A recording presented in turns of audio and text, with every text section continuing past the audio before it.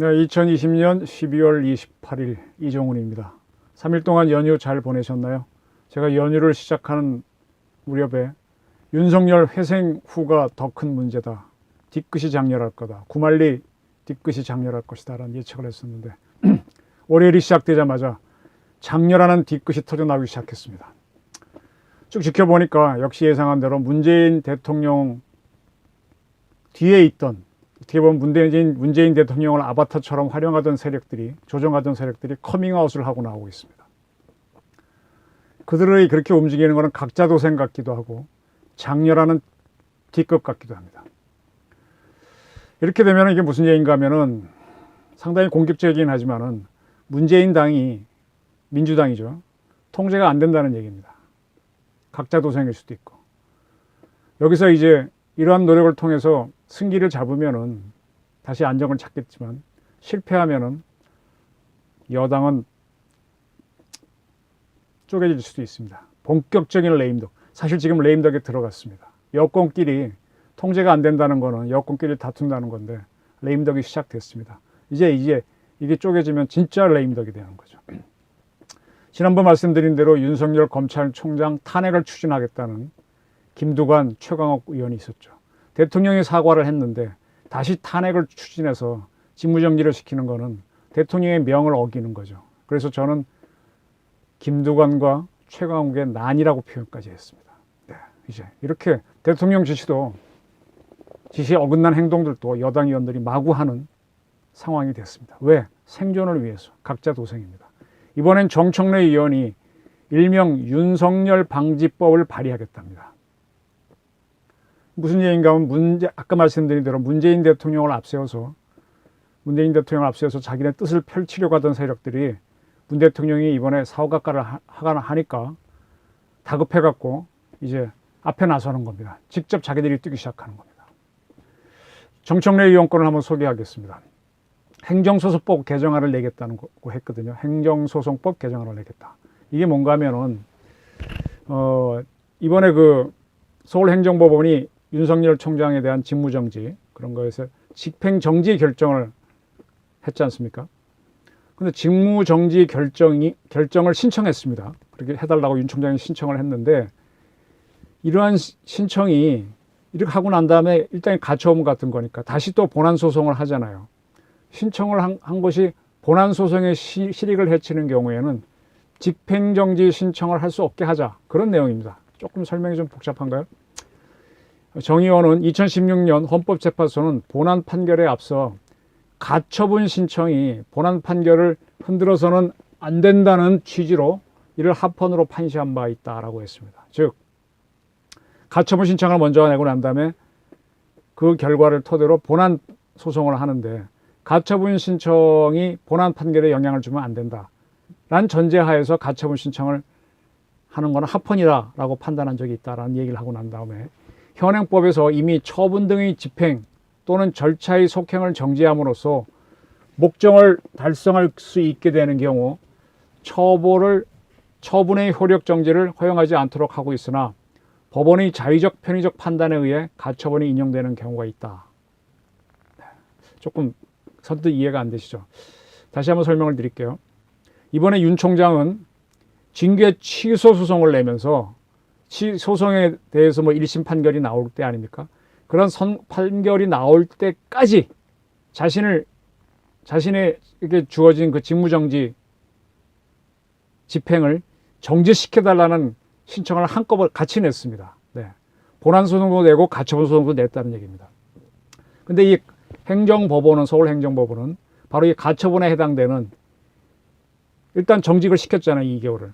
그거를 집행을 정지시키는 결정을 했습니다. 그리고 이 문제를 다시 서울행정법원이 다시 소송을 합니다.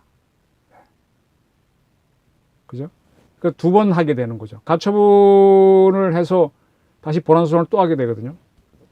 그럼 정 의원이 뭐라는 건 법치주의 및 본안 선취 금지의 원칙에 위배된다.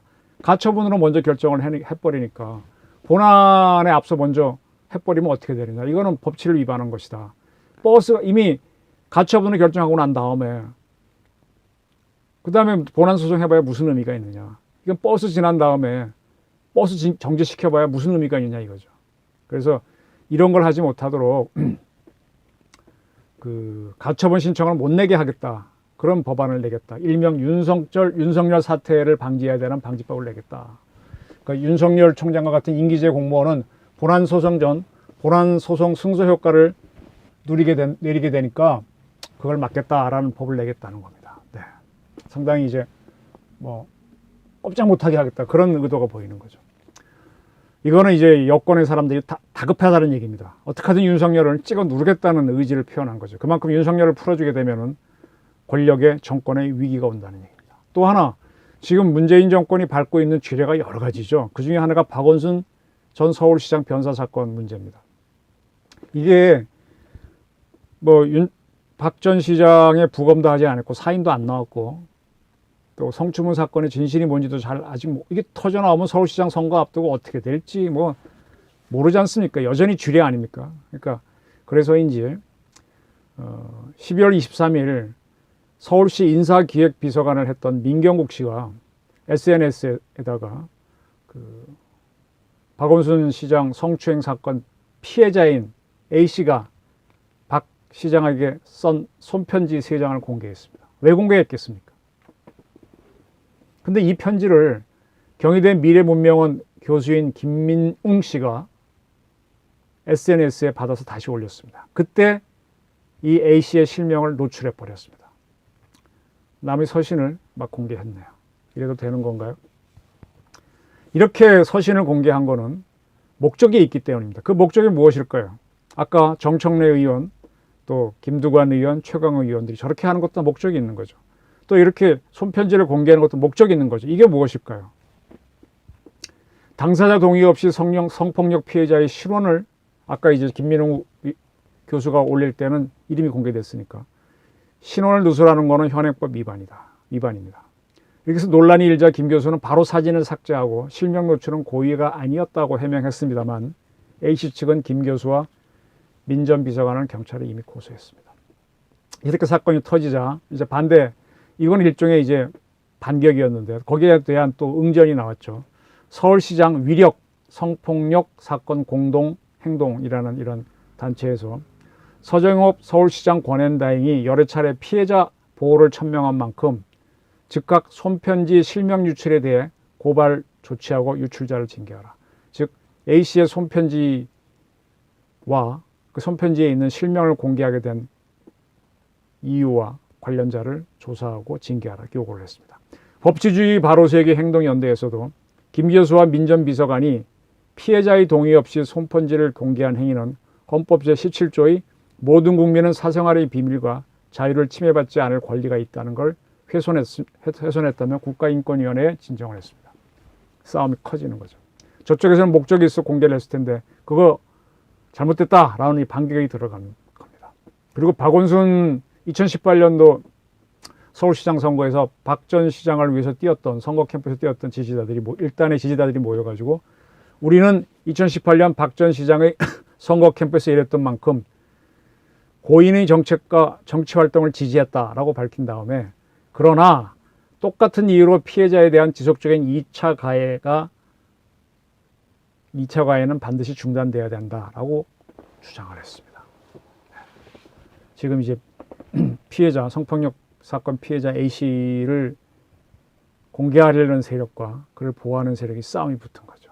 윤석열 씨를 찍어 누리는 세력과 윤석열 씨를 그 반대하는 세력도 싸움이 붙은 겁니다. 본격적으로 이제 천하대란이 일어나는 겁니다.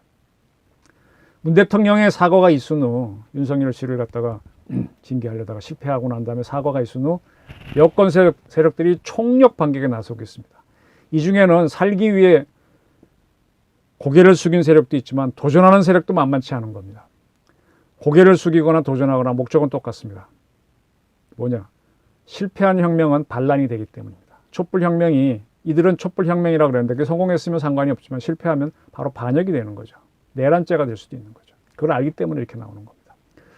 근데 재미있는 건 윤석열 징계 이후 징계 사태 이후 촛불혁명은요 빠르게 꺼져가고 있어요. 열기는. 이렇게 된 이유는 이 사람들이 검사와 판사를 통제할 수 있다고 본 것이 문제였던 겁니다. 예. 사법농단 사건으로 전임 대법원장을 구속하고 그다음에 검찰총장도 징계를 함으로 해서 판사에 이어서 검사도 지배할 수 있다라고 생각했던 것이 오산이라는 얘기입니다. 그리고 이들은 또 언론도 통제할 수 있다고 봤죠. 채널A 이동재 기자를 구속하면서 까불면 이런 식으로 다 잡아 했는데 언론 통제 쉬운 거 아닙니다. 저도 기자지만은 검사와 판사, 기자 같은 직업은 글쎄 조선시대 때는 사관원에 해당되지 않을까요? 뭐 조금 비유가 옳을지 모르지만 대간, 바른 소리 하는 직업입니다. 조선 때는 군주정을 했는데 독재정을 했는데 그때도 이 대간 하는 사람들은 만만치 않았어요. 고분고분하지 않았어요. 막 과거에 급제해서 글발을 올린 사람들은 쫙 이렇게 뭐 뭡니까 그 임금 옆에서 임금이 주고받는 대화를 쓸 때도 상왈, 황희도 황희왈 이렇게 쓰지 뭐 아주 뭐 자신만만한 친구들이죠. 판사, 검사, 기자 같은 청요직을 그렇게 쉽게 지배할 수 있다고 한 게 큰 착각입니다. 물론 고개 숙이는 사람도 있죠. 그렇게 출세하는 사람도 있죠. 그러나 마이웨이 하는 사람도 있습니다. 제가 보니까요, 사람들은 항상 이 생각을 하는 것 같아요. 죽은 다음에는 순국선열 무덤에 묻히고 싶죠. 그죠? 순국선열이 죽은 다음에 순국선열로 인정받고 싶죠. 근데 살아있을 때는 어떻게 합니까? 친일파로 살면서 내 자식 잘 먹이고 내 가족 잘 먹이고 나도 좀 잘 먹고 잘 살고 싶죠. 이게 이율배반이잖아요. 살아있을 때는 친일파로 살고 싶고 죽은 다음에는 순국선열이 되고 싶은데 그런 사람들이 아마 다수일 겁니다. 그러나 끝까지 순국선열로 가겠다는 사람들이 있습니다. 그게 진짜 국립묘지에 있는 순국선열들이죠. 그런 세력은 흔히 말하는 금방 말씀드린 청요직, 대간에서는 늘 나옵니다. 그거를 친일파로 만들 수 있다고 생각하는 권력이 있었다면 그건 착각입니다. 이거는 권위주의 정권 때도 마찬가지였습니다. 이러한 세력, 대간들, 이런 세력들은 정치 중립을 하도록 해야지 굴복시킨다? 나요. 쉽지 않습니다. 문재인 정권은요, 지금 다수를 배경으로 대북전단 살포금지법, 5.18 왜곡금지법을 만들고 그리고 법도 만들지 않고 탈핵 정책으로 마구마구 추진했어요. 그러다 월성 1호기 조기 폐쇄 게이트가 드러나자 이 사건을 수사하고 있는 윤석열 징계를 시도했습니다. 그리고 실패하자 다수를 근거로 윤석열 탄핵과 윤석열 방지법을 발의하고 있는 겁니다. 당황한 거죠? 당황하신 거죠? 네. 그래서 당황하니까 추미애 장관과 문재인 대통령으로 나서서 직급으로 찍어 누르는 추문 카드를 썼는데 이게 서울행정법원에서 완전히 나가떨어진 겁니다. 그러니까 어떻게 합니까? 다시 탄핵 카드와 윤석열 방지법 같은 걸 하겠다. 즉 입법 독재를 하겠다는 쪽으로 달려가고 있는 겁니다. 장렬하는 뒤끝이고요. 각자 도생은 분명한데 도망치지 않고 거꾸로 덤비는 겁니다. 이 짐승이나 사람이나요, 위기가 왔을 때 일단 덤벼보려고 그럽니다. 그리고 반대로 도망가려는 생각도 막 합니다. 그래서 두 가지 양가적인 고민을 해요. 덤빌까 말까 이렇게 망설이다가 덤벼서 이기면은 매우 만족을 느끼고 실패하면 바로 도망갑니다. 자기가 죽을 수 있기 때문에. 이거는 결투를 해본 사람은 압니다. 검사들도 기자들도 매우 신중하게 사건 들어가 보게 되면은 손에 땀을 쥐는 게 바로 그런 건데요. 이번에 서울행정법원의 두 판결을 보게 되면 굉장히 사실을 적시하려고 애를 쓰는 그들도 역시 손에 땀을 쥐고 죽기 아니면 살기로 쓴 거죠. 이제 이러한 싸움이 벌어지는 겁니다. 지금은 일단 덤비는데 여권에서 상황이 불리하게 되면 도주하거나 깨갱하는 세력도 나오죠. 이기면 그들이 만세를 부를 거고요. 자, 근데 이 각자 도생 이렇게 벌어지고 있는 거에는 입법 독재와 같은 기류에 편승하고 있는 사람 중에 하나는 사과를 했던 문 대통령도 가담했습니다. 12월 28일 변창흠 국토교통부 장관, 정영애 여성가족부 장관 후보자에 대한 임명을 제가했습니다. 제가는 거듭해서 말씀드리지만 옳은 표현이 아닙니다. 결재했다고 해야 됩니다. 자꾸 언론이 써서 그런데 이거는 권위주의 정권 때나 쓰던 말입니다. 이유는 국회에서 인사청문회 경과보고서를 채택했기 때문인데 이거 채택은 여당 혼자 한 거예요. 야당은 원천부여 지명 철회를 외치고 참여하지 않았습니다. 다수당이기 때문에 장관을 임명할 수 있게 되는 거죠. 대통령도 그냥 가버립니다. 자, 밀리면 죽는다는 식의 싸움을 하고 있는 건데 이 다음에 또 큰 쓰나미가 옵니다. 뭐냐? 백신 문제입니다. 백신. 아니, 백신이 정말 중요한 건데 그거를 지난 1년 사이에 등한히 하고 있다가 이제 갑자기 뭐 하는 것처럼 K방역 잘하는 것처럼 뭐 개발하는 것처럼 하다 보니까 백신이 없다. 늦었다. 다른 나라처럼 처음 개발할 때 투자해야 되는데 안 했다. 이게 드러나니까 문제가 커지고 있죠. 백신 게이트가 백신을 도입하지 않은 이유가 뭐냐가 밝혀지기 시작하면 역촉풀 시기가 나올 수 있습니다. 저는 백신 게이트가 어떻게 될지 궁금한데 대통령도 당황했죠. 그래서 청와대에서 열린 수석 보좌관 회의에서 이런 얘기를 했습니다. 문 대통령이. 이미 충분한 백신 물량을 확보했고 돌발 상황에 대비한 추가 물량 확보를 추진하고 있다. 이거 사실일까요? 충분한 물량? 그러면 4,500만 분이 마련됐다는 겁니까? 이 충분하는 거는 막연한 거예요. 구체적인 수를 넣어야 돼요. 백신 도입 시기를 더 앞당기는 노력도 기울이고 있으며 접종 준비도 철저히 하고 있다. 때를 넣어야 돼요. 2월 며칠이다.